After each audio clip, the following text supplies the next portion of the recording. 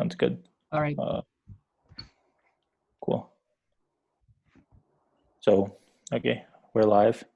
Okay. Okay, hey guys, so welcome to Geometric Satake Day 4.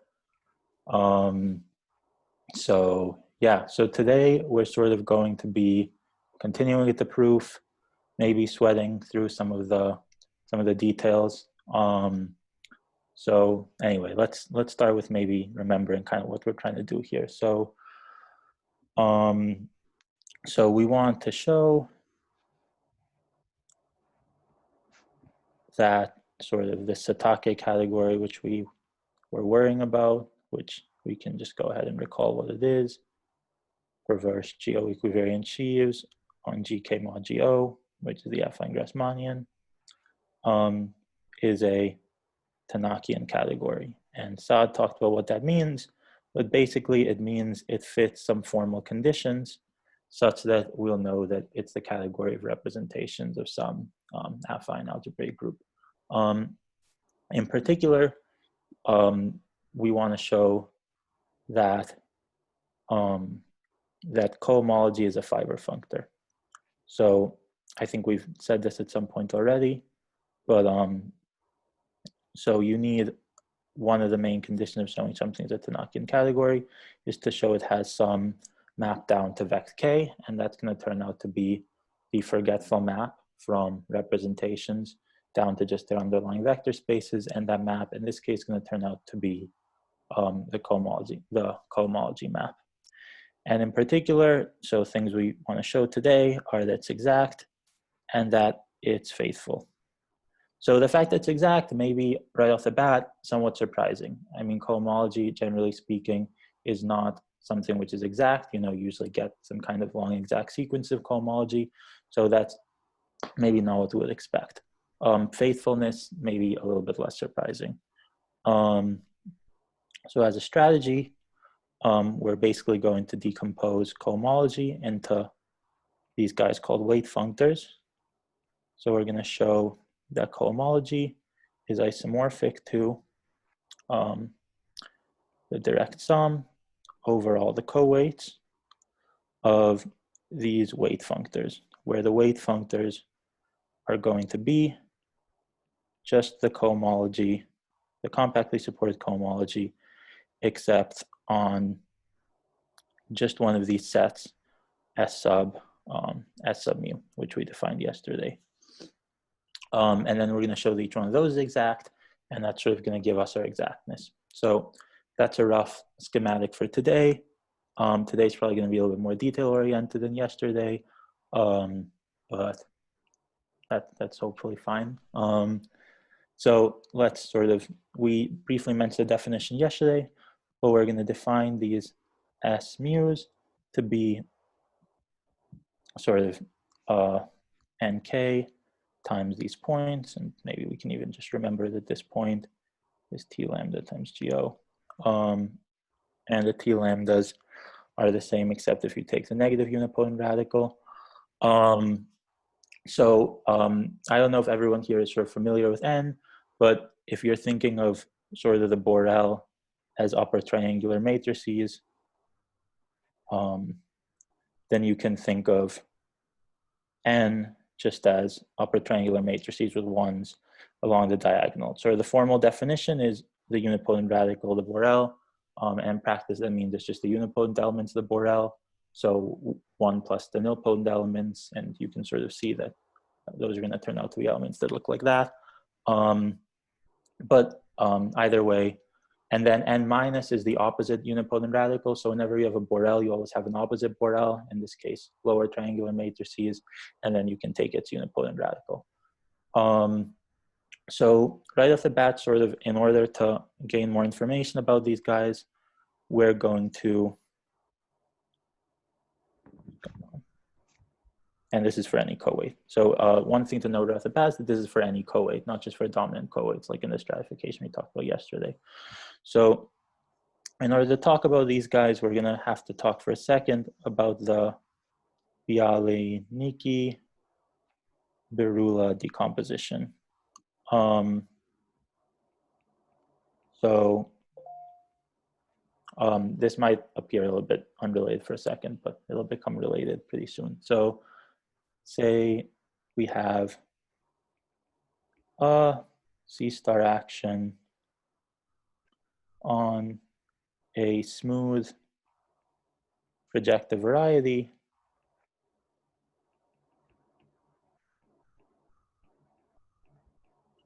we're going to have sort of, these are the two parts of the theorem. So for any point in our variety, the limit as z goes to 0 of z dot x and the limit as z goes to infinity of z dot x. So z is just an element of our C star. Both exist and are fixed points of the C star action.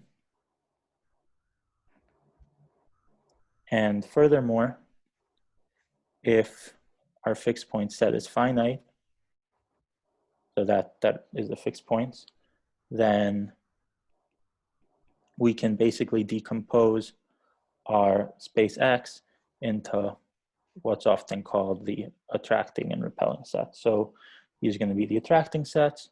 So they're the points such that if you take the limit as z goes to 0 of z dot x, it gets you W. So this is for all W in the fixed points. And the repelling sets are going to look very similar, except we're just going to take the limit as z goes to infinity.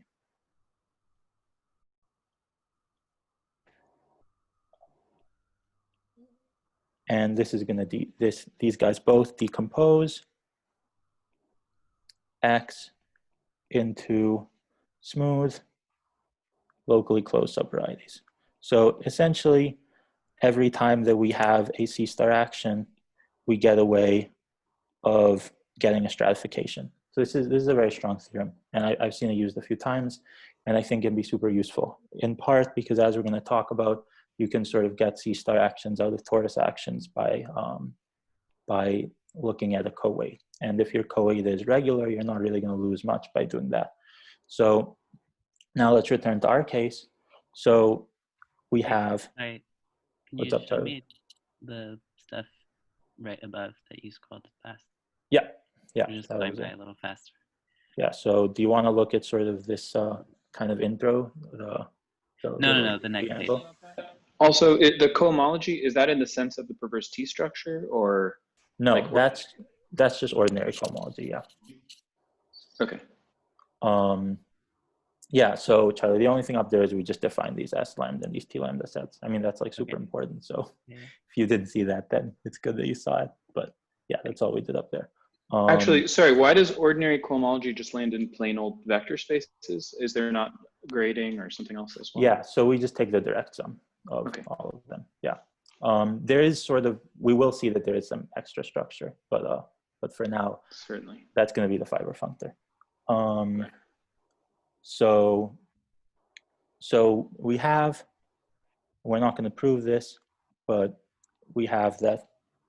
So the torus has an obvious action on our affine Grassmannian just by left multiplication, and it turns out that the torus fixed points are just these L lambdas that keep coming up for all the co-weights, not just for the dominant one. So in my opinion, it's somewhat evident that like these L lambda points should be torus fixed points, because if you sort of multiply by something in the torus, then you can just commute it with the T lambda point, and then it'll just sort of go into GO. It's less evident that these are the only ones, but it turns out to be true.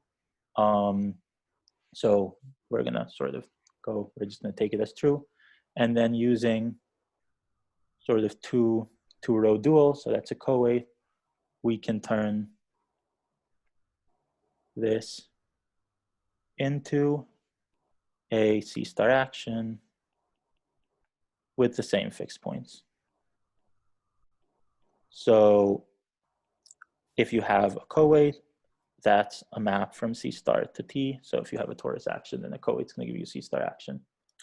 So good. So now let's state our theorem, or maybe I'll leave this part here. So theorem S lambda equals X in the affine Grassmannian such that the limit as S goes to 0 of, let me just write this a little better, such that the limit as S goes to 0 of 2 row dual of S times X equals L lambda. So in particular, this is basically telling us that the S lambdas are precisely the attracting sets of this C star action that we just talked about. And maybe I'll just note here, we could have chosen any regular dominant coweight. So in general, any regular coweight will basically give you the same fixed points to the torus action. And for this whole thing to work out, we could have chosen any regular dominant coweight. So here, rho is not special. It's just one that. Alberto, what is rho check? I don't remember. Yeah, that's a fair question. So rho check is, okay, so for now, let's just say rho check is the sum of the positive co-roots. I mean, there's sort of this, usually you kind of define, you know, 2 rho is the sum of the positive weights, and you can sort of have this duality between roots and co-roots, but we can just say 2 rho is the sum of the positive co-weights, and that's going to be good enough. Okay. Alberto, how come you get to L lambda in that limit? Is that kind of, does that parse?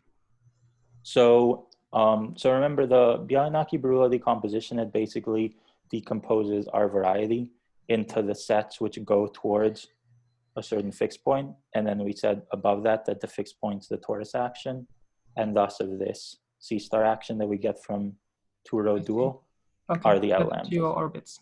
That's okay. I got it. So we could even write sort of this is like X lambda plus maybe to emphasize that it's like the attracting set coming from the Vyali-Berula decomposition. But anyway, let's prove this theorem. So sorry, should that be in L sub lambda, or I mean L sub lambda is a subset, right? Like no, L sub lambda is L sub lambda is it's just a point like T lambda times Geo. I mean it's a coset, but it's a point in the affine Grassmannian. Oh, I see. Okay. Yeah. So L sub lambda is sort of, if we have a co-weight, we got a point in T sub torus valued points in K, or K valued points in the torus, and then take that point times Geo, and that's L lambda. Okay, great. So let's prove this. So we have, first of all, this turns out to be true. So in general, if you conjugate a element of the unipotent radical by an element of the torus, and you sort of let that element of the torus go to 0, you always get 1. And just sort of using that fact, we can basically figure this all out. So this is, we want to see what attracting set the elements of S lambda are going to go to, and they're all going to look like an element of the unipotent radical times L lambda. That's how they're defined. And then we can just kind of multiply by 2 row dual S inverse in order to use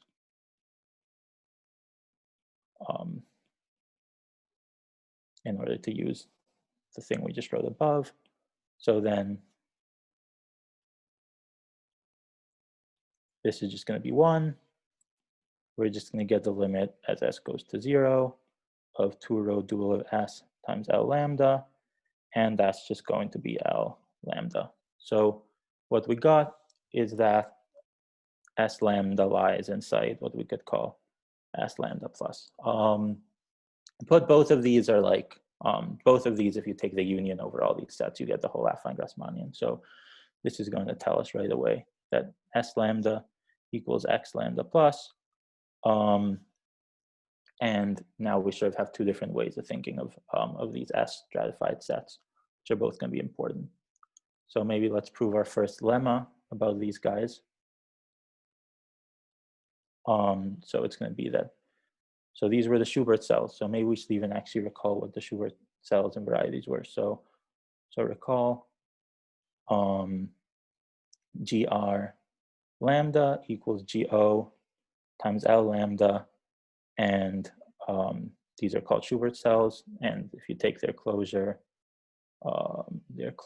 equals the disjoint union over all weights which are less than that, all co-weights that are less, though they're only labeled by dominant co-weights. So now we can state this theorem. So we have that the intersection of one of the Schubert varieties and one of these S sets is not equal to 0 if and only if L mu is an element of GR lambda. So this direction is obvious because L mu is an element of S mu by definition. This direction is not too much more work, but we pick some X in this intersection,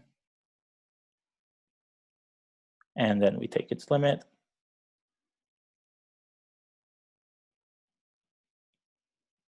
And then we know that it has to be L mu because it's an S mu.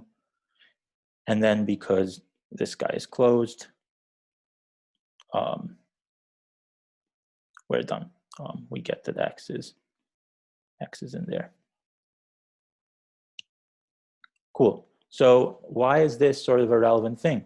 So actually, this is already sort of a very evocative statement of where we're going, because we'll sort of note that L mu is in GR lambda bar precisely when mu is a weight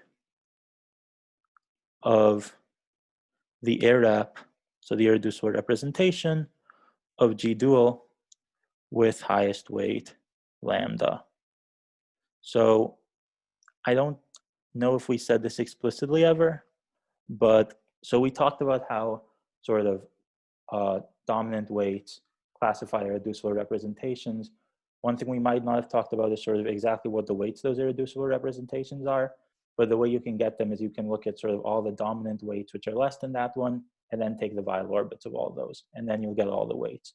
And if you sort of just parse this, that's exactly what you get. So already we sort of see like shadows of representation theory of G dual sort of appearing in the way that these two stratifications are interacting. So it's probably the first place where we see that. So the next thing that we want to talk about maybe is like the closure relations of these guys. So whenever we have a stratification or something that we want to say the stratification, we care a lot about the closure relations. So let's talk about that. So lemma, sort of the disjoint union over all mu less than or equal to lambda of S mu is going to be contained in the closure of S lambda. So how are we going to do this? We're basically going to do it by computing this for SL2, and then we're going to use a reduction to SL2 argument, or we're going to basically say we could do it by reduction to SL2. So we're just going to let G equals SL2. We're going to let alpha dual be the unique positive co-root. And then we can observe that this element here, which I'm going to write, is an element of NK. So sort of like S0 is just NK times L0. So in particular, this guy times L0 is an element of, or this guy times L0, not he's an element. This just is equal to this times GO. That's what it is as a coset, because L0 is just the identity matrix times GO. And then you can sort of see that you can multiply these matrices out and it'll work. If you multiply these two matrices out, you literally get the matrix above. You don't need to like have anything go into GO or anything. But then the second matrix is an element of GO. So we get that it's just this. And then we can let A go to infinity. Then as A goes to infinity, what does this go to? Well, A inverse is going to go to 0, right? So this times GO is just going to go to L of negative alpha dual, right? If you take away the A inverse and replace it with a 0, then you'll get the unique negative co-root. So what this is going to tell us is that L negative alpha dual is an element of S0 closure. Great. So now, so basically, when you say by reduction to SL2, it just really means in this case, if you take any reductive group and you have some positive co-root and you want to do this whole thing, you can literally just find an SL2 embedding such that the unique positive co-root of SL2 is going to go to that co-root that you care about, and this argument will exactly track. So by reduction to SL2, given NEG and co-root, positive co-root, I should have written positive, and the positive co-root, you will always have that L of alpha dual is in S0 inverse. And then sort of we can just multiply by T lambda. So multiplying by T lambda, we get for any weight lambda, you can always just get this. And now using induction and noting the fact that this closure will also be stable under the action of NK, we're done. So maybe I'll just write induction plus closure of S lambda bar under NK produces exactly the statement that we wanted. Hey, Alberto. What's up? Can you go over again, like, why we get this limit right here? So as alpha goes. Yeah. So here's just A.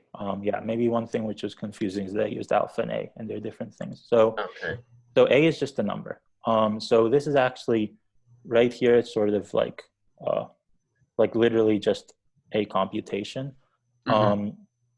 So if you take that element of NK, then NK times L0 will give you an element of S0 for any A other than 0, or I guess infinity if you count as an element, as a number. Mm-hmm. So essentially, basically what we're doing here is we're kind of creating a curve in S0 whose limit is L negative alpha dual, because we kind of work our way down just by doing some matrix math. And then at the end, when we take the limit as A goes to infinity, we just get L negative alpha dual. We get the matrix. We get this matrix. Well, we get the matrix T inverse 0, T 0. And that's precisely negative alpha dual. Does that make sense? Yeah, okay, I see. Yeah. And then the rest is all just sort of, I mean, that's the heart of the proof. I mean, the rest is just sort of reduction to SL2, like you can multiply by T lambda to like not be thinking about S0, but thinking of S lambda, but that's the heart of the proof. So the next step is we have, so we have this. We want the other closure relation to be, we want the other inclusion to be true. We want that to be inequality. So that's going to turn out to be pretty hard. And in order to do that, what we're going to have to do is we're going to have to embed our affine Grassmannian into projective space.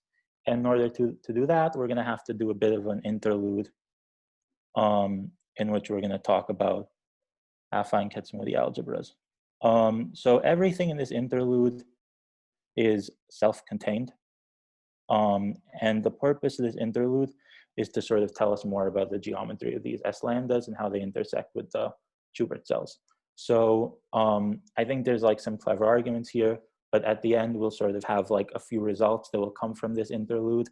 And after that, this interlude, the content of it will not sort of be relevant anymore. But having said that, so what is a Kac-Moody algebra? A Kac-Moody algebra is basically an infinite dimensional Lie algebra.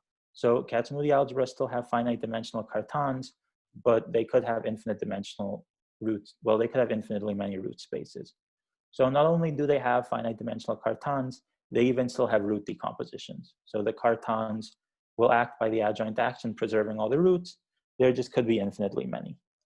And affine Kac-Moody algebras in particular are an especially simple type of Kac-Moody algebra that's just formed sort of out of a semi-simple Lie algebra by adding a variable. So we're going to quickly go through construction. So let's say we have a semi-simple Lie algebra, like mathfrak G or whatever. We can take its loop algebra, which is sometimes denoted in these two ways. But that is just going to be K adjoint TT inverse tensored with G. And we're going to define a Lie bracket on this. And this isn't like sort of our last step. So we're going to call it like Lie sub 0. But it's just going to be you multiply the polynomials. And then you take the Lie bracket, the usual Lie bracket in G on the elements of G. So next, there's two more steps. So next, we take a central extension by an element K. So I'm calling this element uppercase K, which is slightly bad form, but this element is only going to exist within this little aside. So hopefully it won't be an issue. And because it's a central extension, we know that if we adjoint it with anything, we'll always get 0. However, if we adjoin two things that don't involve it, we could still get a factor of K. So in particular, let's define sort of our second Lie bracket, which we can call like Lie sub 1. And it's just going to get us first the thing we just defined above. And then we need to think about what the coefficient on K is going to be. And the coefficient on K might seem a little bit random. And I'm not going to like talk about why that's the coefficient. But it's this. So you take the killing form on X and Y. And then you take the residue, i.e. the coefficient on the t to the negative 1 term of the derivative of p times q. And this works. And then lastly, we take, well, we adjoin another variable called d, which acts by t times d dt. So t is sort of the opposite of k in the sense that t, if you Lie bracket two things which don't involve d, you'll never get a factor of d. But if you Lie bracket with d, then it'll act by t dt. So in particular, if you have a monomial, it'll multiply by the power of that monomial. And that's basically the construction of a affine Kac-Moody algebra. So as a vector space, this guy is just the loop algebra, direct sum, sort of one-dimensional thing generated by K and another one-dimensional thing generated by D. And the cartan is just the cartan of our original semi-simple algebra plus the two elements which we adjoined. And in general, if we put a little like circle above something, it means that that's the corresponding thing for our original semi-simple algebra. Alberto, what's up? I'm confused by the subscripts here. So why do you like? There's a like a bracket sub 0 and a bracket sub 1. Yeah. Yeah. So the reason I wrote sub 0 and sub 1 is just because like those were sort of like constructions which were midway to our final construction.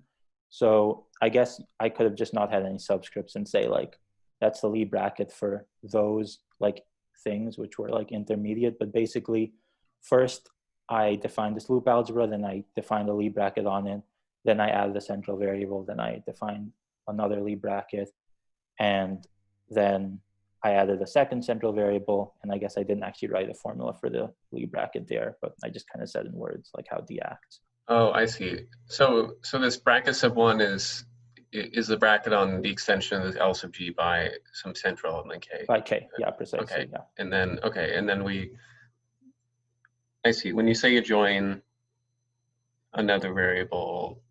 So basically, I mean, a Lie algebra is just the vectors place plus the Lie bracket. So I basically mean take the direct sum with a one-dimensional vector space generated by it, and then I'll just tell you how the Lie bracket works. Okay, I see. Yeah. Thanks. Yeah, I mean, this can be confusing. But yeah, so, but anyway, so lastly, I'm going to sort of mention that. So in particular, K and D commute, right? They're both just acting on. Yeah, K and D commute. L I of mean, G. K commutes with everything. Yeah, I mean, it's central. Yeah. And it, I guess, yeah, maybe I should have said that because we added D after, but D and K also commute. Yeah. So then maybe I'll say what the root decomposition is. So this Kac-Moody algebra has the following root decomposition. Following root decomposition. So the roots are given by alpha plus K delta. I'll say what delta is momentarily, where alpha is an element of the original root system minus 0, and K is an integer, except they can't both be 0. And delta is the co-weight, which takes D to 1 and takes everything else to 0.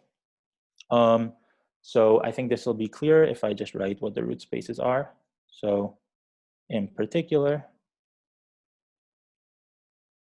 sort of G Kac-Moody algebra sub alpha plus K delta is just the space TK tensored with the alpha root space of G.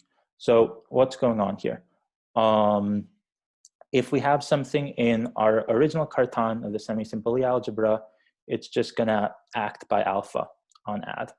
And D is going to act by T dt. So in particular, if you have T to the K, it's going to multiply that by K.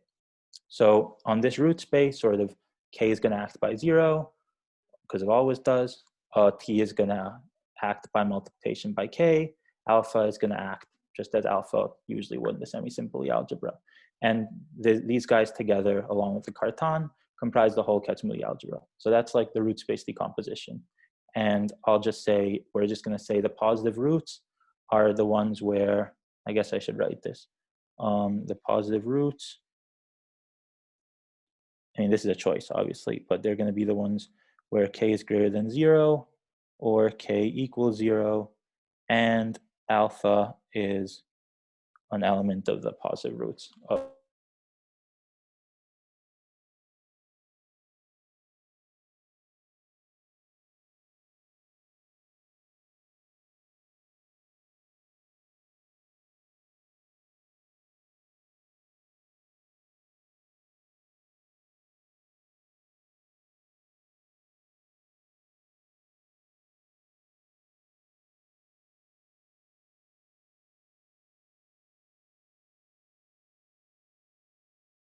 Lie algebras.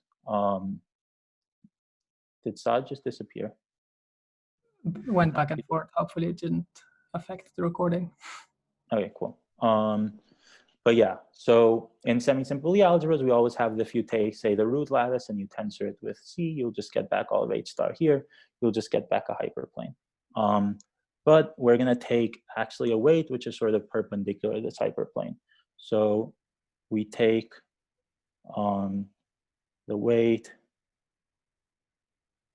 lambda 0 or lambda naught, which is sort of lambda naught of K equals 1 and lambda naught of everything else, or at least the things orthogonal to that, equals 0. And now we want to look at the simple irrep with highest weight lambda naught. And let's just call it V. Let's call it V, and let's call the highest weight little v.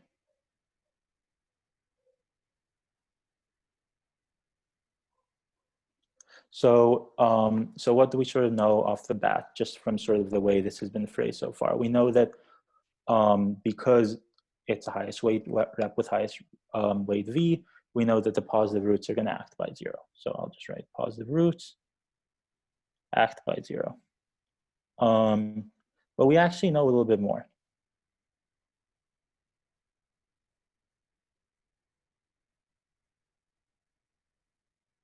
V is in the hyperplane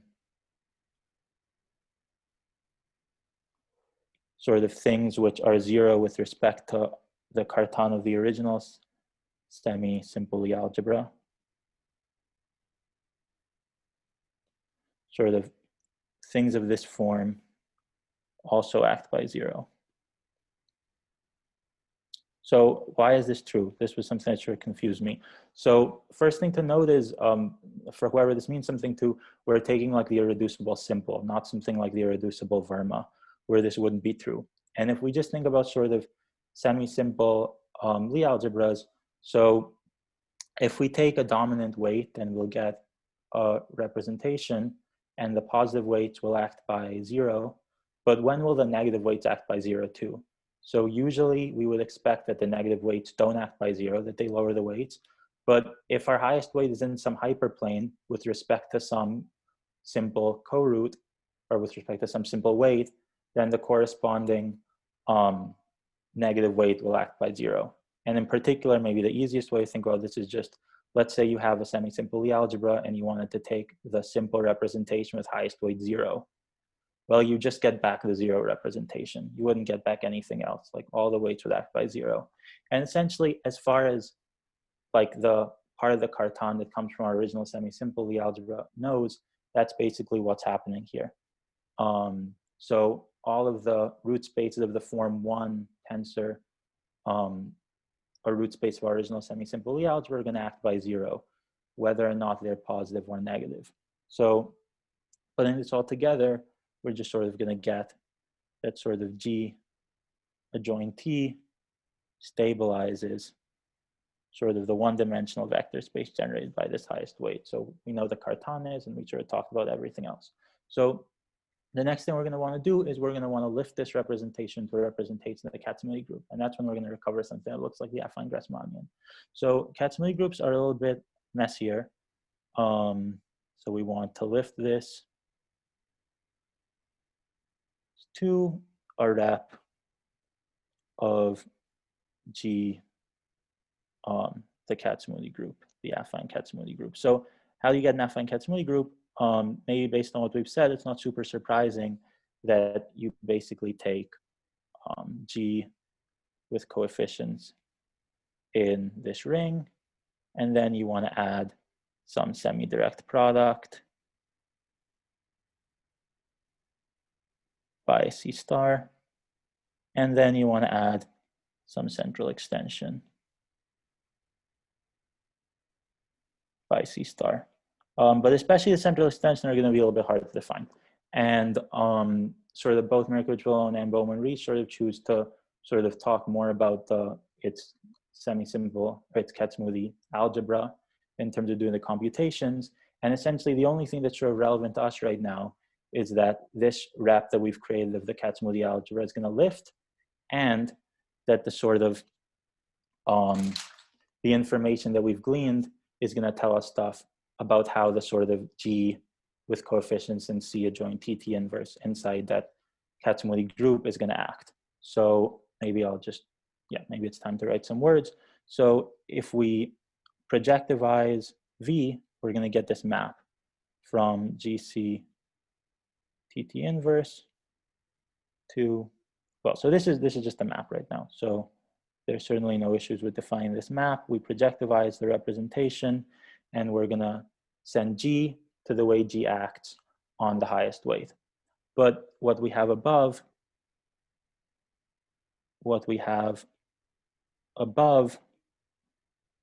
tells us that sort of G with coefficients in just positive degree polynomials inside this is going to stabilize the highest weight.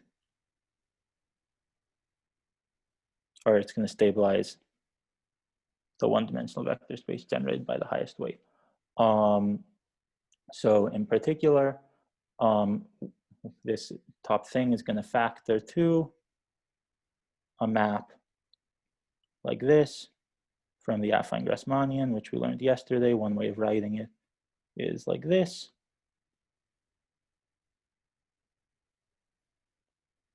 Into the projectivization of V.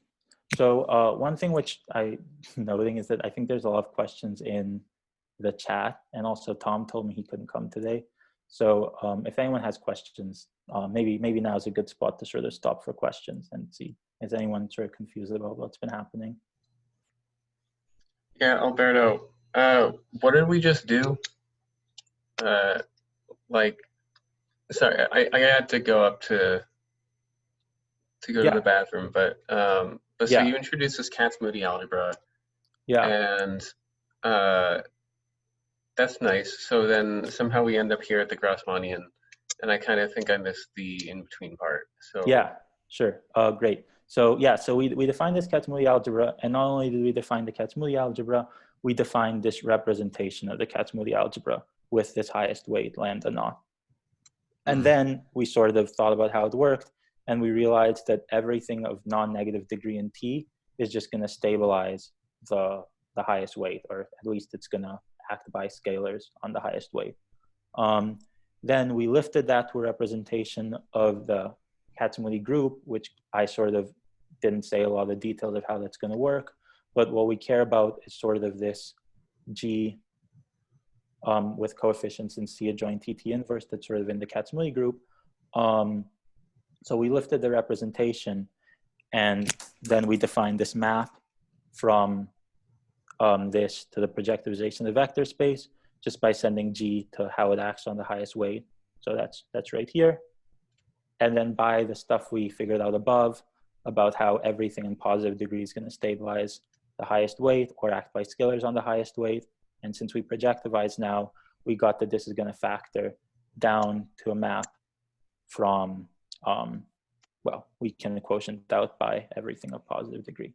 And then we showed yesterday how this is sort of a different way of writing the affine Grassmannian. Sure. So is this G hat? I mean, you mentioned G hat and then just write G's. So is this G the like reductive group that we fixed, you know, on day one, or is this supposed to be G hat without the hats? Yeah, I mean, I guess I didn't. Okay, I see. Yeah, I mean, you're saying this group like has this decomposition or something like that, and then yeah, I mean, the way we're going to make G hat is going to be similar to how we did in the Lie in the algebra case, which is we're going to take G with coefficients in C adjoint TT inverse. We're going to do a semi-direct product by a C star, then we're going to do a central extension by a C star. Really, the main issue is that central extension is kind of hard to describe. If people want, I can like give a reference to hear more about it. But I think Bowman-Reach especially sort of just kind of does everything for Kac-Moody algebras. And like, I mean, I think it was pretty clear. So the main spot where there could be skepticism is in saying that this representation actually lifts to the Kac-Moody group. But I would probably respond to that skepticism just by saying, like, everything we've been doing is integral. So like our highest weight sends sort of our generators to integers. And at least we should expect that the types of reps which lift to the group should be the ones which are integral. But yeah, I mean, there's definitely a lot of missing details. But yeah, okay, cool. Are there any other questions about what we've done so far? Yeah, this rep V, do you just kind of act freely by the Lie algebra, or do you end up having to quotient out by any submodule, or?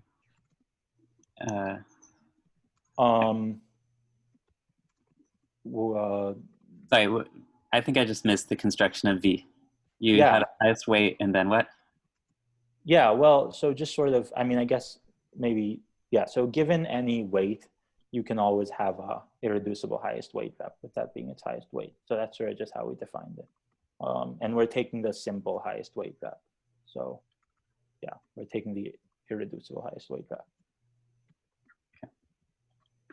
Okay, cool, great. So so essentially now we're going to sort of leave out even more details. But what I really wanted to show was this embedding And more importantly, the fact that now all of our questions of the geometry of the affine Grassmannian can sort of be reduced to questions of the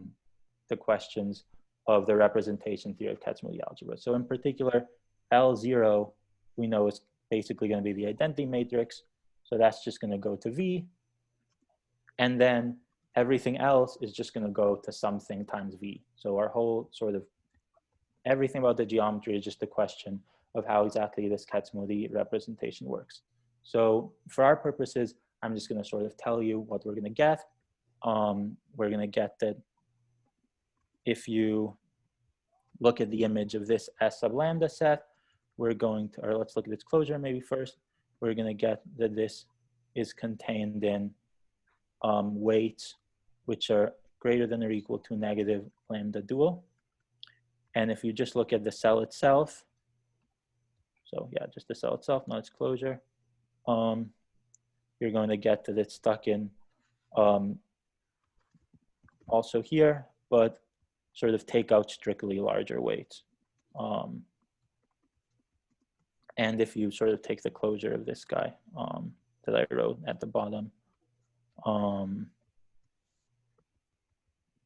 I mean, this basically represents the top thing, like minus a hyperplane. So you'll just get this. So yeah, I'm not going to justify these claims, but they're claims which are strictly confined to the world of representations of Kac-Moody algebras. So I more sort of showed kind of the bridge of how we got there.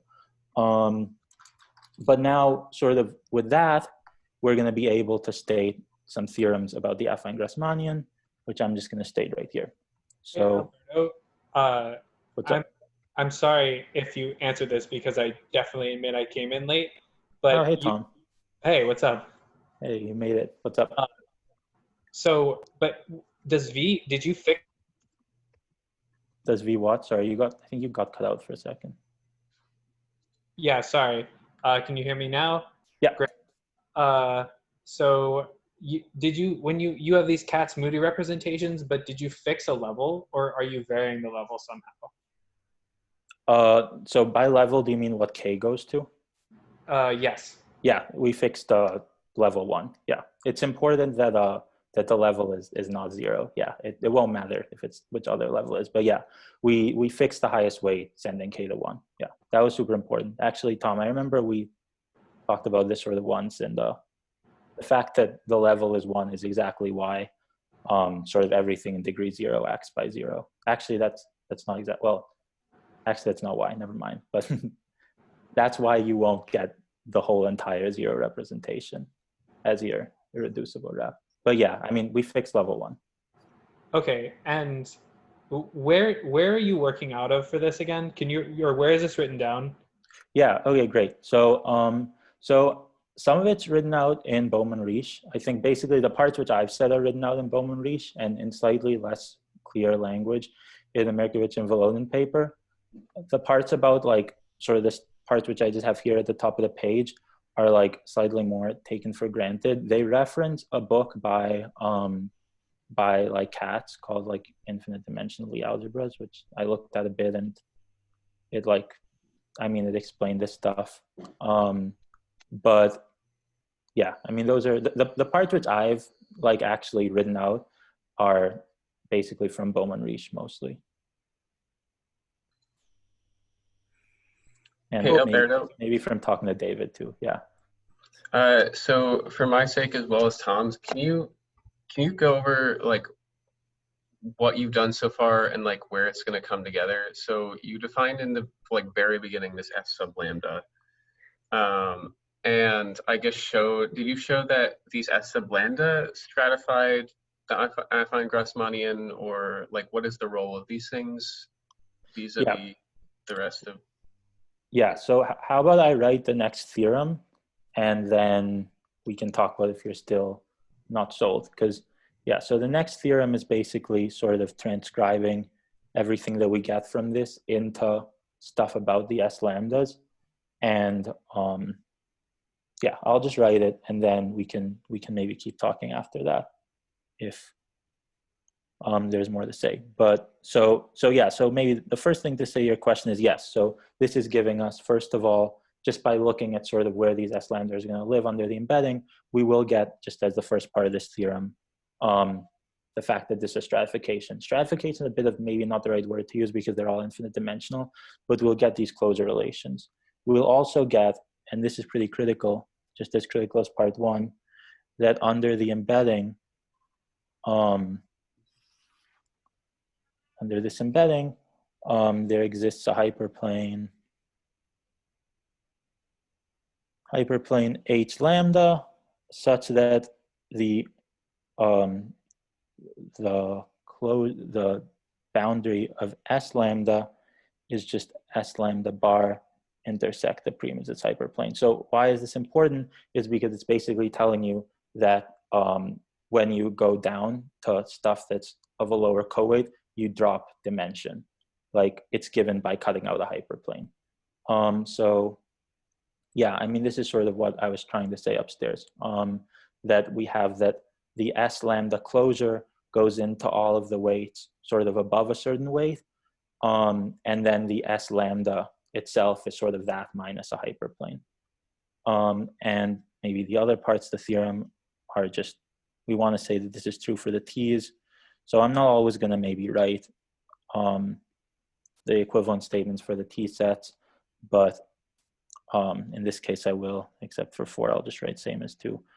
And then if you work even harder, you can sort of use this embedding to embed both the S sets and the T sets and sort of see how they interact. And then you'll get that if mu is less than lambda, S mu closure intersect T lambda closure equals the empty set. And lastly, S lambda closure intersect T mu closure just equals, oh wait, that was, these should both be the same. Just equals L lambda. Okay, so yeah, Kenny. So the reason why we did all this was precisely for this theorem. And the only way to really get this theorem was sort of to embed the whole situation in some vector space, especially part 2 and I guess part 4, because without sort of embedding it into a vector space, like this idea of cutting out a hyperplane would have been very hard to prove. But also just this sort of, yeah, this embedding sort of told us how all these S sets and these T sets like fit together. So I will say, if you're willing to take this theorem for granted, I just wrote the bottom of the page, then sort of nothing else about Kac-Moody groups will matter. So that was sort of just how we got to this result. So having said that, are there any more questions about this? Can I ask you quickly to scroll up to this is it C or phi that you wrote there? Yeah. Like yeah. Yeah, right there. Just there. Yeah. Let me maybe scroll up even more so you get like, so this is the map. It just sends G to G times the highest weight. And then the work we did shows us this is going to factor on a map by the quotient. Okay, Yeah. and so this V is, I guess, a highest weight representation of this Kac-Moody algebra we defined above. Yeah. Okay. I mean, now we technically lifted it to a rep of the Kac-Moody group, but yeah. But lowercase v is just the highest weight vector, yeah. Maybe I should have chosen different letters, but yeah. Uppercase v is the rep, lowercase v is the highest weight vector, and we projectivized it. So it's, yeah, I mean, v with brackets is just the one-dimensional vector space it generates. Okay, and I think I know what these are, but v sub greater than or equal to negative lambda check. Yeah, so those are like the weights which are greater than or equal to that weight. So okay. Yeah. So I will say, when I say weights there, I mean weights only with respect to the original semi-simple algebra, but the part which tells us like how it acts with respect to D doesn't really matter anymore, but whatever.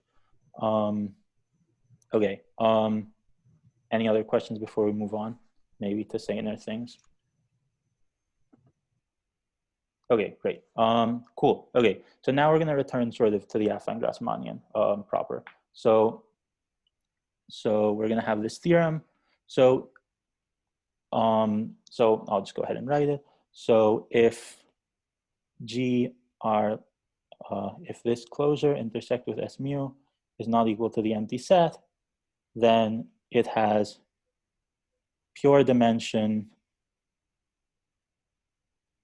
rho times lambda plus mu.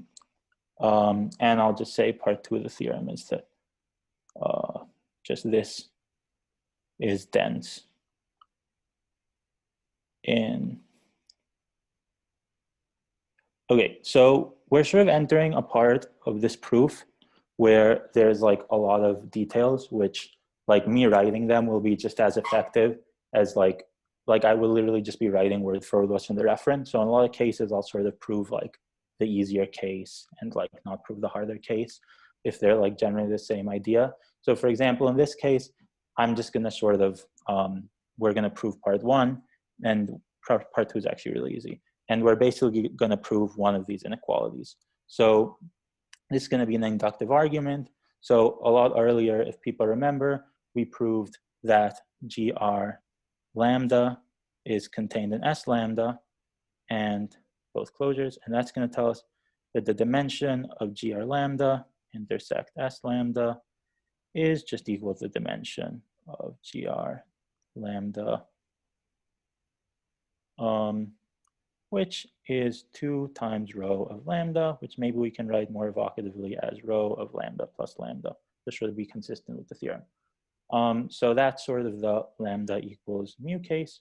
And then now if we look at the lambda equals negative mu, or the longest word times mu case, then we're gonna have that GR lambda closure intersect S omega naught mu closure is going to be contained in, so I'll explain this in a second, but it's going to be contained in this.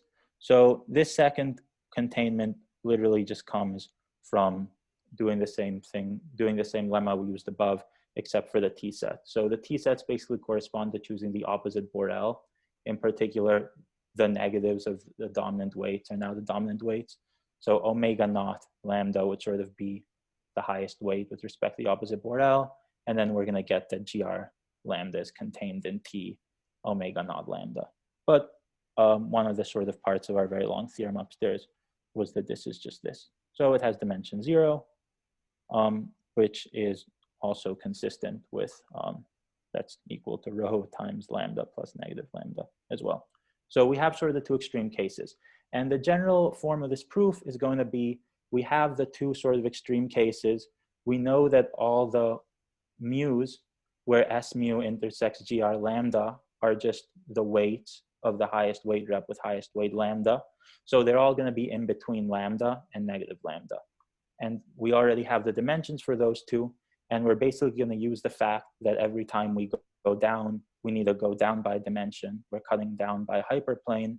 And that's going to get us that the dimensions right for everything in between.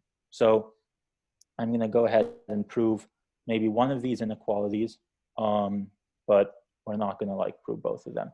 So cool. So let's let mu be greater than negative lambda, and pick a hyperplane cutting out, let's name it something like H mu, cutting out S mu bar minus S mu. So we're just gonna let C be an irreducible component of GR lambda intersect S lambda. So this is exactly the thing that we're trying to find the dimension of. And then we're gonna let D be an irreducible component of C intersect this hyperplane, basically.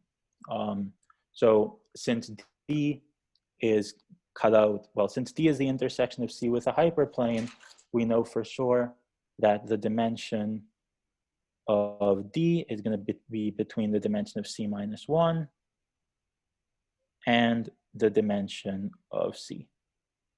So that seems reasonable. So furthermore, D, just by the way we've defined it, we know is contained in the closure of S mu intersect GR lambda, which we know by the theorem that this is just the union of the closures of all S nus for nu less than lambda intersect GR lambda bar. So by induction, so this is an inductive argument, so we're sort of assuming it's true for everything less than mu. So by induction, we get that the dimension of D has to be less than or equal to the max for all mu less than mu of rho times lambda plus nu. And we know that rho goes down by 1 every time we subtract the co-root. So every time we subtract the positive co-root. And to get something that's less than mu, we're going to have to subtract at least 1 positive co-root. So this max is going to be rho times lambda plus mu minus 1. And then using sort of this that we have up here, the fact that the dimension of D is greater than or equal to the dimension of C minus 1, we get that the dimension of C is less than or equal to rho times lambda plus mu. So this is one of the two inequalities that we're interested in proving. We want to have an equality, but honestly, it's going to be a more involved argument, but it's going to be a similar idea where we, instead of starting at the bottom and working our way up, we're going to start at the top and work our way down, and we're going to use these hyperplanes to like make sure our dimensions work out the right way. But yeah, if you guys want, can you scroll back up to the statement of the theorem for a sec? Yeah. Thank you. So the statement of the theorem is just the dimension of the intersections between the Schubert cells or the Schubert varieties and the S sets. And then the second part of the theorem, which we're not also, it's actually pretty easy, but we're not going to prove that. Yeah, great. Okay. Cool. So that's that. So now, having done all of that, maybe a remark / a note, which is that now let's just see like what happens as sort of our Schubert varieties get infinitely big. So we'll have the dimension of GR lambda intersect S mu goes to, well, we know what this is, right? So this is, as we just proved, it's rho of mu plus lambda. So this is just going to go to rho times lambda as sort of rho goes to infinity, which is 1/2 of the dimension of GR lambda, because this dimension is just rho of 2 lambda.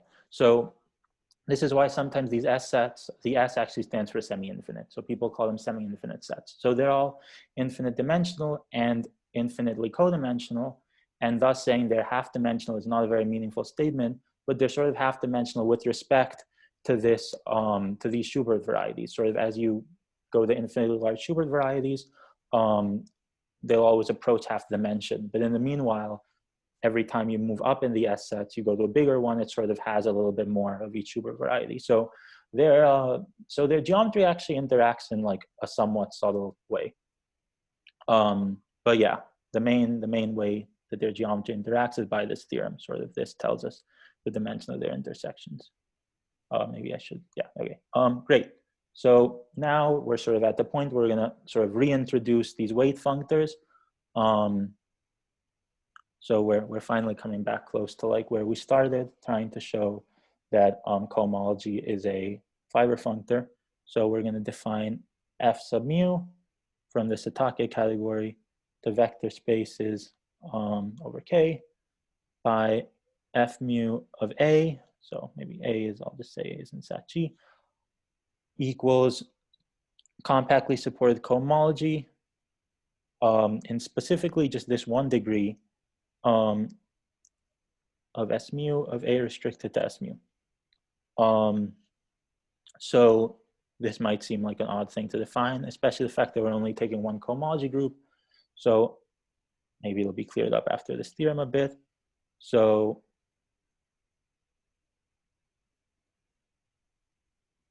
yeah, so the first part of the theorem is this. So if you sort of restrict to S mu, you get the same thing as if you streak restrict to T mu, and you also take compactly supported in the S case and not in the T case.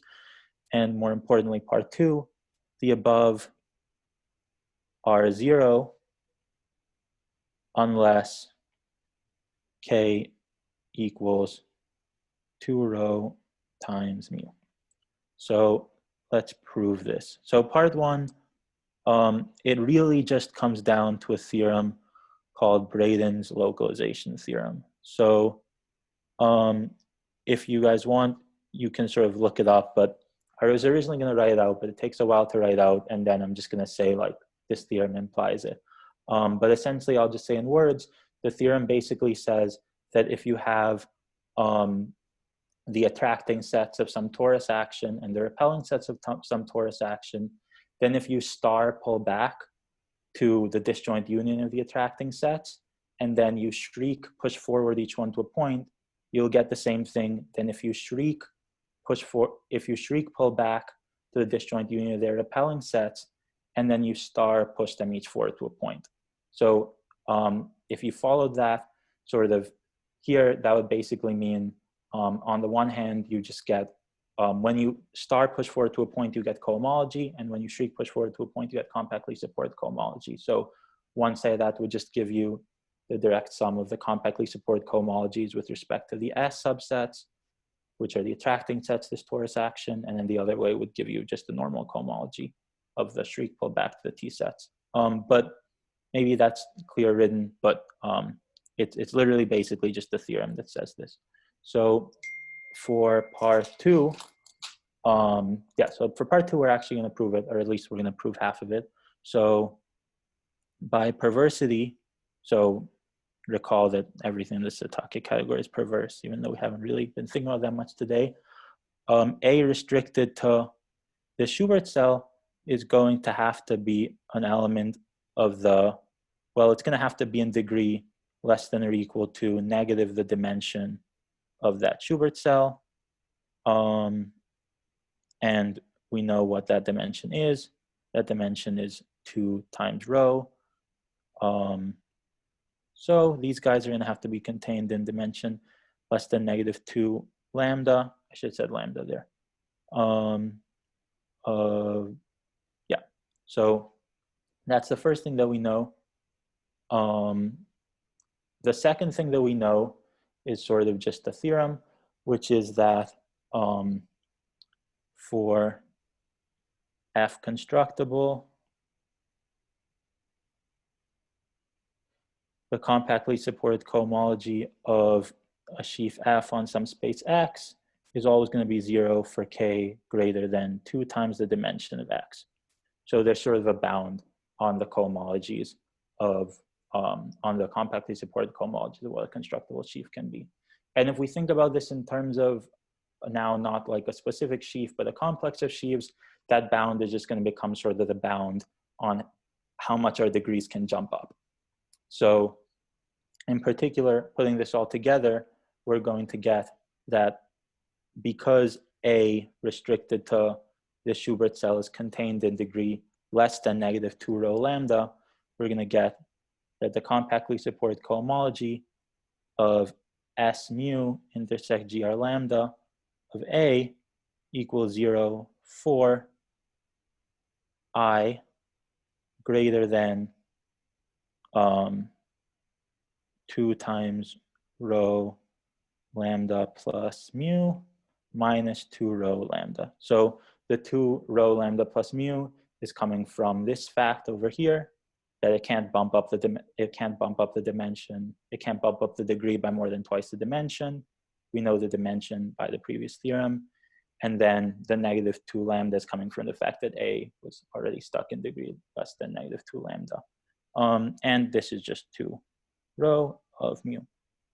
Great. So we know at this point, we know that what we're trying to prove is true for S mu intersect with every single Schubert cell. So it's not too hard to get from that, just that HI of the Schubert of the S set itself is 0 for I greater than 2 rho mu. So we wanted to show that 2 rho mu is the only non-trivial cohomology group. And we showed half of that, and the other half is just going to come by basically doing the same trick, except using the T mu's. So that's why we needed this first part of the theorem. This is actually the only part we're going to use the first part of the theorem. It's because sort of using the S sets naturally knocks out all the cohomology groups in this way above 2 rho mu, and we're going to have to use the t-sets to knock out the ones below, but we're not going to do that. So that gives us our theorem. So this is a pretty large step that we got, that if we restrict to a certain S set, a certain semi-infinite orbit, there's only one single cohomology group. Okay, great. So any Hey, questions? Alberto, I just realized I didn't understand your notation. What is D right here? What's what? D. So A restricted to the supercell is in D. D is the derived category. So maybe I should have written like a little. I see. Okay. Yeah, it's the derived category of G's of K vector spaces, I guess. I mean, we're also thinking about constructible ones here, but this is so here maybe I should have written constructible, but right, but CB whatever. Yeah. Okay. Great. Okay. Thanks. Any other questions? Alberto, in part 2, or I guess part 1 of the theorem, is there no like, do you do nothing on A? Like, it's like compared to the right-hand side, there is an I upper tree. Oh, yeah. Yeah, this should be restricted to S mu. And in general, like restriction So means star pullback. Yeah. And yeah, I upper star. And also in general, like sometimes I forget to write that. So I'll try to remember. But yeah, exactly. Yeah. Great. Okay. Any other questions? Okay, great. So we sort of, from here, it's actually, we basically already have the statement that each of these weight functors is exact. So it's not hard to see that is exact for all sort of co-weights. So if it only has one non-trivial cohomology group, then when you take the long exact sequence on cohomology, you will just get back a short exact sequence on that one cohomology group. So just for the sake of like making sure everything is said, I'll just kind of write like, if you have a short exact sequence in the Satake category, then you can apply like compactly supported cohomology, which is a cohomological functor, somewhat evidently by its name. You can apply compactly supported cohomology to get you know, a long exact sequence, but the long exact sequence is literally just going to look like zeros everywhere, except for in the only degree where we get something non-zero. So great. So this was sort of the thing we said from the beginning should be most surprising. The compactly supportedness is, the thing that should be most surprising, that cohomology is an exact functor. And now we showed that all these weight functors are exact, but what we haven't actually shown yet is that cohomology is just a direct sum of the weight functors. So that's essentially the last thing that's left. We're also going to show faithfulness, but that's not very hard. So I should definitely write here a direct sum. So that cohomology sequence just above, that's over the entire FN Gauss-Malaney? Actually, that's a very good point. We're going to want to restrict that to, that's actually a very good point. Before we take the long exact sequence, we're going to want to restrict to S lambda. So maybe I'll write first here, restrict to lambda first. Restrict to S lambda, right? So restriction is an exact functor, so that's good. But yeah, exactly. If we and these should all be restrictions too. So yeah, so we just had another case of me forgetting to write the restrictions. But yeah, I mean, if we didn't restrict, then we would get a mess. But yeah, I mean, does that make sense? Yeah. So then this theorem is about cohomology of the FN Gauss-Malaney is actually compactly supported cohomology just over all of these strata separately. Yeah, exactly. Yeah. So that's sort of the next theorem, which we're going to get. So in terms of this next theorem, essentially just the method of this next theorem is essentially we're just going to sort of spam this distinguished triangle that always exists when you have complementary open and closed sets. So I'll just write generally sort of given complementary open and closed embeddings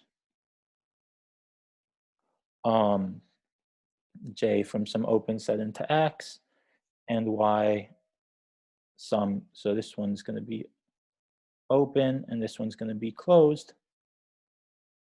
So maybe I'll just move this up. So then, and then given a sheaf F, or a complex of sheaves, really, we always have this distinguished triangle, the following distinguished triangle. So this distinguished triangle which I'm about to write, we can think of as essentially separating out the part of F which is on U from the part of F which is on Y. So I think Saad talked a bit about distinguished triangles. When we work in the derived category, we don't have like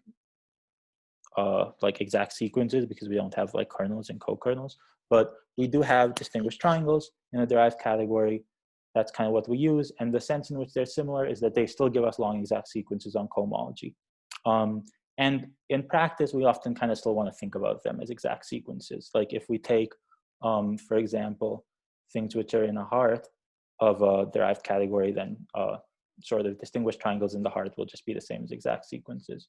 All right, I haven't been looking at the chat much, but I just saw, Kenny, that you asked what F mu is. And that's an important enough question that we're gonna actually write this. So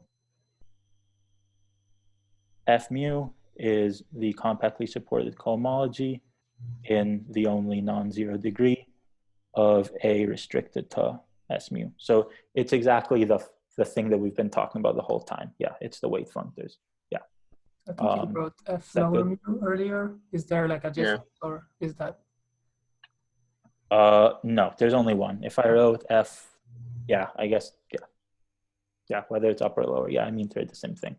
But anyway, yeah, so essentially here we have this distinguished triangle, and we want to think of this distinguished triangle as separating out the part of F that's on the open part, the part of F that's on the closed part, or sort of gluing them together even. And then in particular, we can apply sort of compactly supported cohomology to get a long exact sequence. So there's 4 steps to this next proof, but every single step is of the exact same form. It's of the form, you split things into an open and closed set, you take the distinguished triangle, you apply complexly supported cohomology to it, and you use information about the degrees of the 2 things on either end to get information about degrees on the things in the middle. So I think I'm going to try to carry out step 1, and then that's the only step I'm actually going to carry out.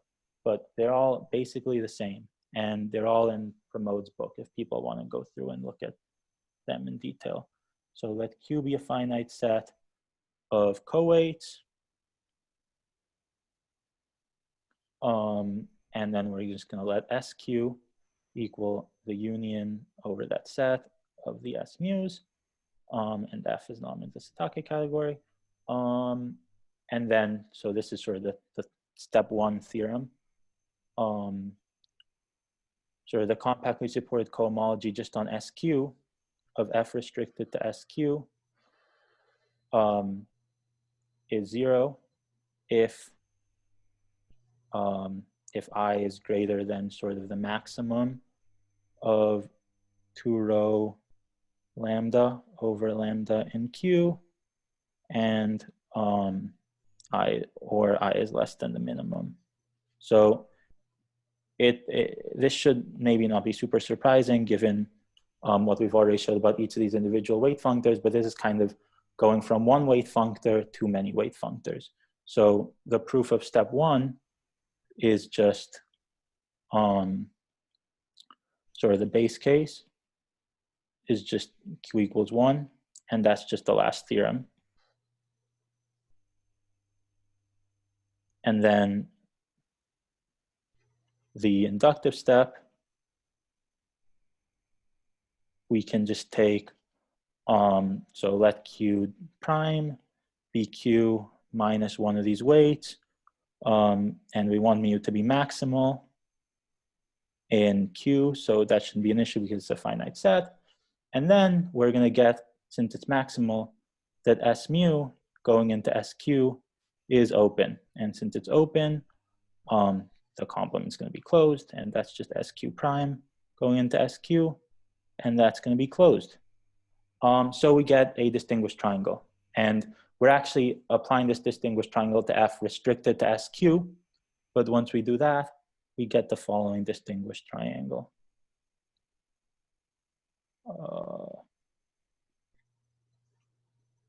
So also I should say, like, restrictions can compose. So we're applying this distinguished triangle to SQ, but for the things on the end, it's sort of being then further restricted down to SQ prime or to S mu.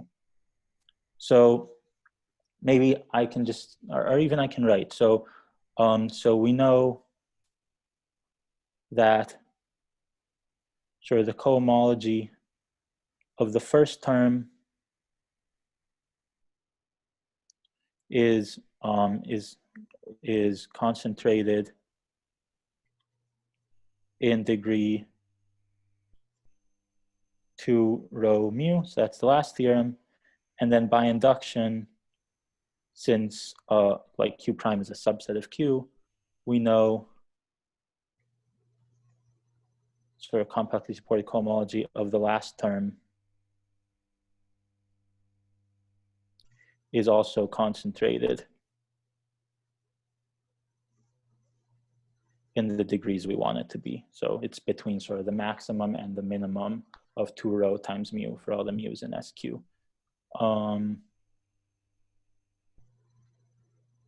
And then if you just look at, I'm not going to write it, but if you just look at the long exact sequence on compactly supported cohomology, this is going to get us exactly what we wanted in step 1. So the terms on either end have cohomology supported exactly, or not on all of them, but cohomology concentrated on the degrees that we claimed in step 1 that this whole thing should have.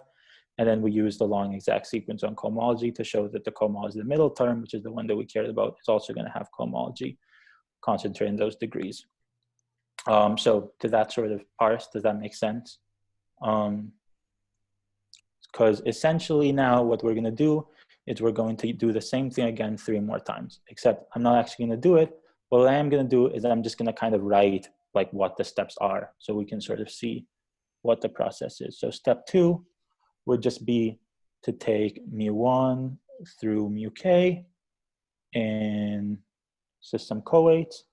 We could let Z be the union of their closures. And then we're just going to get that the compactly supported cohomology of F restricted to Z equals 0 for I greater than the maximum of 2 rho times mu L. So of all of these. So in the first case, we dealt with sort of a finite thing and we bounded in either direction. Now we sort of say, let's say we take all the weights under a certain finite set, still the cohomology is going to be bounded above. So yeah, I see where, well, yeah. So this will sort of be the last thing, just saying what these steps are, and then that'll sort of give us the theorem. So step 4 is going to be that if we let Q be mu1 through mu k, again, some co-weights, but now we're going to say that they all have to have sort of the same value on 2 rho. So the value on 2 rho again tells us the dimension of the corresponding like Schubert cell. But yeah, and then we let Z be again the union of their closures. Then step 3 is going to be that the direct sum from 1 to k of applying the weight functors to A, or did I call it F earlier? Yeah, let's call it F. Equals the mth cohomology of just G of F restricted G. So now part 3 is sort of even stronger because the first one, that's not just telling us like things are 0 at a certain point, it's actually giving us that there is a cohomology group that we can determine. but it's only one of them. And step 4, maybe I'll just write step 4 is sort of the theorem. And we can sort of go up and say what the theorem is again. Yeah, the theorem is just that that it's the decomposition of these weight functors. So I will say, yeah, I mean, and that's it. So each of these steps is actually more or less the same as step 1. In each case, we sort of take an open embedding of some finite number of S mu's where like the action is sort of happening. And then we take a closed embedding as sort of the complement, and we just glue stuff together. If people want to, I can sort of go through these steps in more detail tomorrow, but they're also like available. So I think that's maybe a good place to end. The only other thing I want to do today, which we can just do tomorrow, is to show that H star is faithful. And then other than that, we'll go on to convolution tomorrow. Okay, great. So yeah, what questions do we have, if any? Can you scroll up to the theorem again? Yeah, Sorry.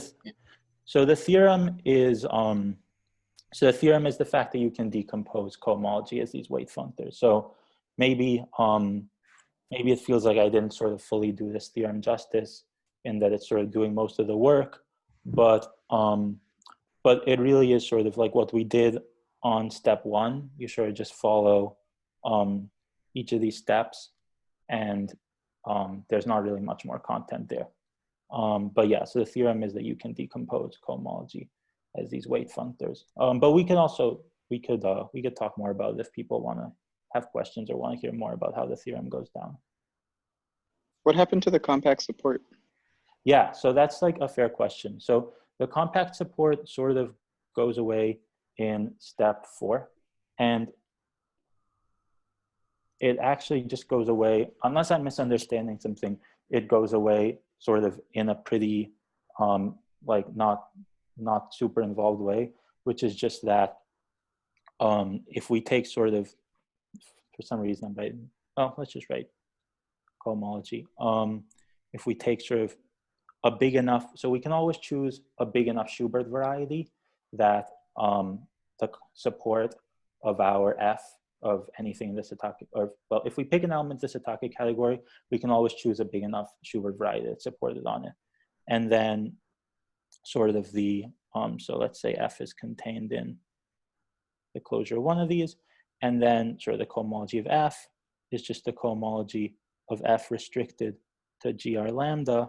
But now, because each of these Schubert varieties is like a smooth projective variety, they're all proper.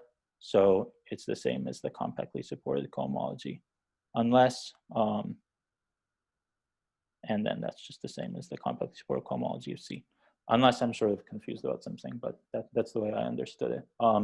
My understanding is if you have a proper variety, then they're the same, the compactly supported and usual cohomology. Hey, Aaron, what do you mean by where does the compact support go? I mean, doesn't the theorem mention that specific, like? So on the like right-hand side, we had like compactly supported cohomology over all of these various S lambdas. And then the direct sum of all of those was supposed to be just cohomology of the Affine-Grassmannian. Okay. And yeah, those have different flavors. Yeah, no, so throughout, I guess. So that was why it was surprising. Yeah, I guess now that I'm sort of looking through this again, I guess I could have sort of just written compactly supported all along, because what it seems to be claiming here is that they should be the same. But yeah, all the work is basically on the compactly supported side. I mean, I know they have very different flavors in general, but from what I've seen in the proof, they're different flavor. I mean, you need to make sure if you're pushing forward with respect to Shriek or Star, like you get the right one, but like not too much of their like sort of unique flavors is coming through. Well, I think that's exactly because we have finiteness conditions on sheaves, like they're bounded and only built out of finitely many extensions. Yeah, that makes sense. Yeah. So that even though the affine-Grassmanni is infinite dimensional, these sheaves are going to be supported. The thing you just said. Yeah.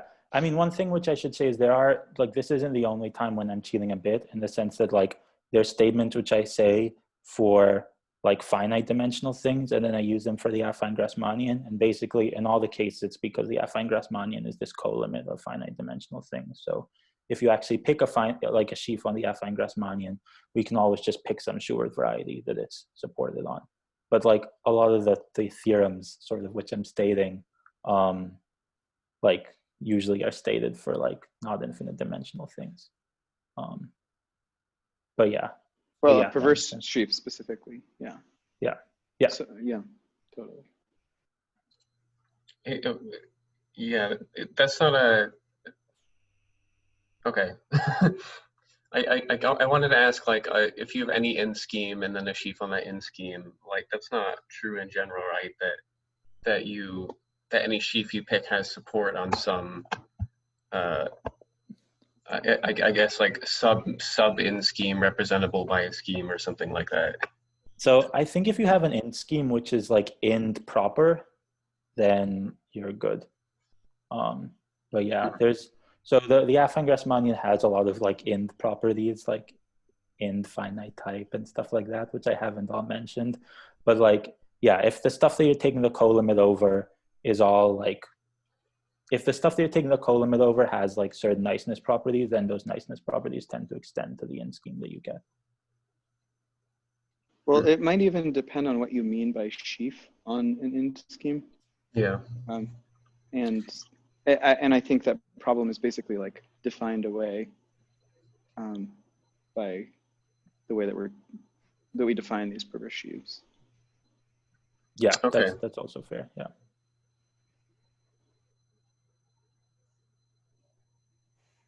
Are we guaranteed finite dimensionality of that functor? Like it is an infinite direct sum, but you get that thing at the end.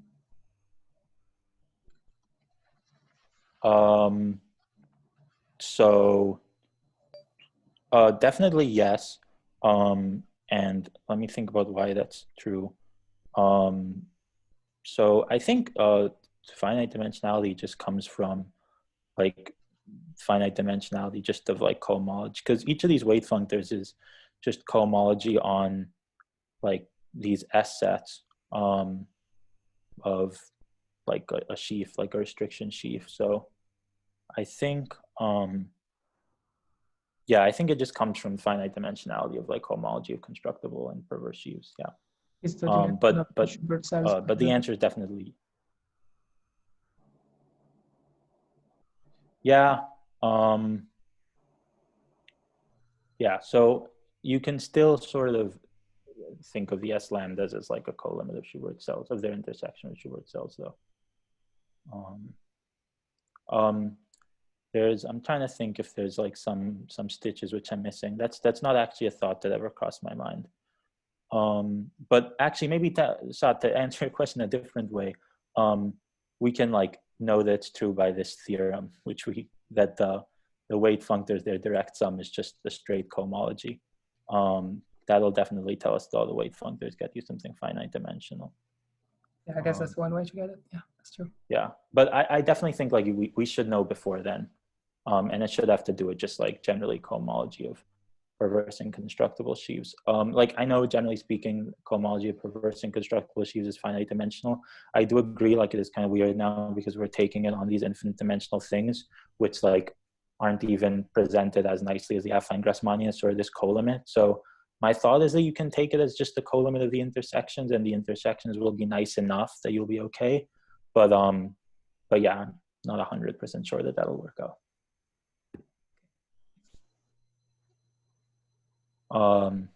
Cool. Any other questions?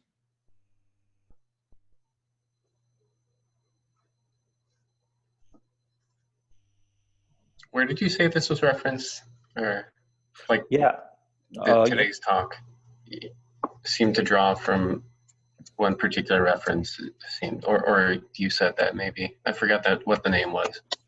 Yeah, Based so Achar's book. What did you say?